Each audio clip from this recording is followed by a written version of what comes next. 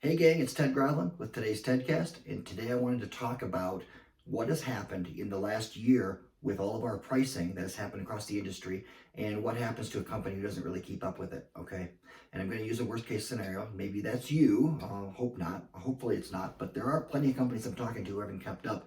I was talking to a guy earlier today who knows that in the last couple of months he's had a price increase or two. He's like, yeah, I didn't change my price books and I should have. And I'm sitting here today wondering how much money I really lost by using my old prices to my customers with new prices from my suppliers, and how much did I not make, okay? How much did I give up? So let's look at how that works, okay? So real quick, go through the accounting equation. Again, revenue, we get direct cost, equipment, labor, commission, financing, subcontractors, all that stuff here. Subtract all those out, you get the margin, which is the margin dollars we use to pay, or margin percent, or margin dollars that we use to pay our overhead.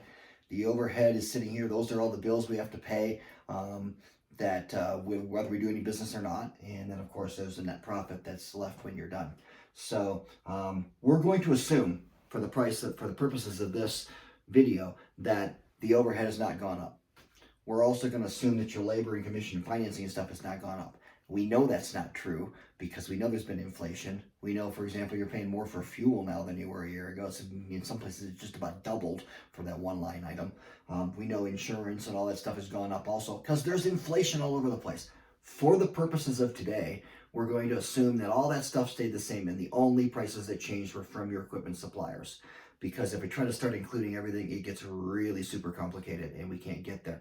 But what that tells you is that however bad this looks with what we're about to do, it's worse because there's more prices going up on you than what's happening in what I'm about to show you, okay?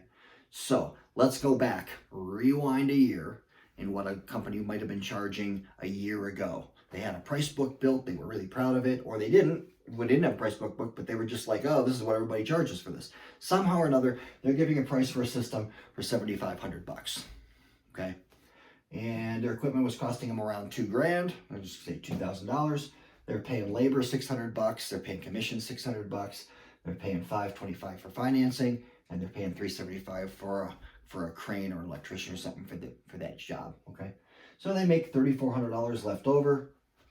They're using $2,250 of that money to pay overhead, and they get to keep $1,150 as the net profit for the company. And that was what they would grow their business with or use it for any other future things or whatever, right? Maybe the owner takes it home. But of course, the owner should have been making some money somewhere in here too. But, nevertheless, $1,150. So that was January. Along comes April. Manufacturer says, hey, guess what? We have a 10% price increase. So now it's $2,200 for equipment, and everything else stays the same. I'm not gonna copy the numbers down because it gets messy. All right. So now they're making a couple $100 less on the margin, and their profit went down to $950 from $1,150. Okay. So then along comes July. Manufacturer says, hey, guess what? 12% more. So now they're paying $2,500 for the equipment, and following all the way down. Now they're making $650. Along comes September. Hey, guess what? Now they're 11%. We're going to pay about $2,800 for the equipment now. By the way, these are rough numbers. If you work them up, there's some, they're not to the penny, but $2,800 for the equipment now. Now they're down to $350 is what they're making. A year ago, they were making $1,150. Now they're making $350. They do this one more time, and you're going to be starting to pay the customers to do the work. Okay? This is worse than it looks because this $2,250 for overhead, believe me, it's gone up as it goes along also. If you have not been changing this number at the top, you are in big, big, big trouble, mister. Okay? I'm going to take you back behind the woodshed and whip you with a hickory switch or something, okay? You need to fix this, all right? It's the first thing I talk to clients about when we're working on is get these numbers right so that you can build that stuff. By the way, it's a great sales process to be able to show people this. When that customer says, gee, can you fix it so I can get another year out of it? It's like, yeah, you can get another year out of it, but here's what's going to cost you. Whatever my repair is today, plus this number went from $7,500 and it's going to go to $10,000. So that repair costs you $2,500 plus whatever the repair is. Do you want to do it today or do you want to wait till next year? because this is not going to stop anytime soon. Supply chain is going crazy. If you can get equipment, it's costing a fortune. And the bottom line is you need to be able to sell it to your customers. A couple things have to happen in this order. Number one, you need to understand where your numbers are going. So my last example here is, let's just say that this company's at $2,800, except instead of 75, they just go to 10K. Okay? Right away, you can start paying your employees more. Give them a raise, man. They deserve it, and everything in their life is costing more too. They're paying more for groceries. They're paying more for, stuff for kids' clothing for school. They're paying more for everything they buy also. Give them a raise. Labor is $800. Same thing for your salespeople. Give them a raise. They get $800 off of the 10,000.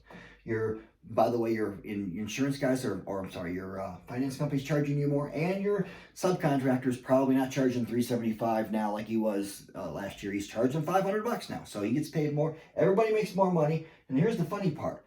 Just by doing this, you're at $1,400. You're more than made up. You're above what you were at the beginning of last year.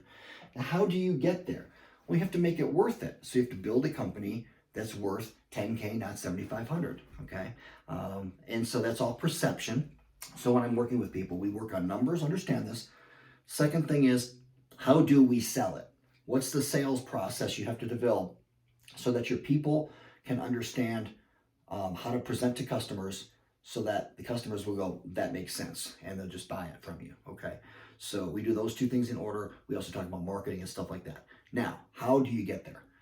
Starts with a conversation. If you need help with this, I'll help you for free. Okay, go to tedgravlin.com/booking. I'll put a link in here, okay, so you can see it. /booking. Pick a time and we can talk. You can also just go to tedgravlin.com, and right on the front page there's a video, and right below that there's a place that says pick a time for a call. And we'll have a phone call. We'll talk about where are you at? Where are you making the mistake in here? Or not, maybe you're not, but we'll figure out where you're at. We'll figure out where you're trying to go. We'll build a plan how to get there, and we'll see if I can help you or not. Okay? And what I do, by the way, is not super expensive. There's companies out there are charging, I don't know, $50,000 or some damn thing to be business coaches. I don't do that. We can do this for small companies, big companies, medium-sized companies. It doesn't matter. It's just a great way to start to learn to look at these numbers, really understand how they're changing across the board, how to understand where you might have missed something in figuring that all out.